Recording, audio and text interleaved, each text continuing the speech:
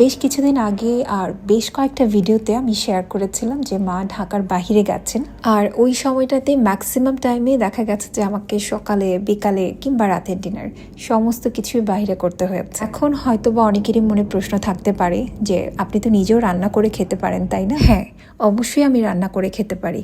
তাছাড়া আমার মায়ের পরে আর কারোর রান্না যদি আমার কাছে ভালো লাগে সেটা একমাত্রই শুধুই আমার রান্না। আচ্ছা, যাই হোক, ভিডিওটা অনেক বেশি লং হয়ে যাচ্ছে, আমি মূল ভিডিওতে আসি। হ্যাঁ, মা প্রায় 2 সপ্তাহ পরে গত শুক্রবারে বাসায় এসেছেন, আর বাসায় এসে এমন একটা অবস্থা যে একদম মাথা থেকে পা পর্যন্ত স্ক্যান করে আমাকে বলছেন এই কয়েকটা দিন আমি নাকি অনেক শুকিয়ে গেছি। মা মনে করেন যে মা যদি রান্না না করেন তাহলে মনে আমি কোনো খাওয়া দাওয়াই করি না। সো ওই দিন আর কোনো কিছু চিন্তা না করে একদম চিকেন বিরিয়ানি রান্না করবেন চিন্তা করলেন। একে তো শুক্রবার, আর শুক্রবার মানেই কিন্তু একটু ভালো খাওয়া দাওয়া, একটু আরামায়েশ।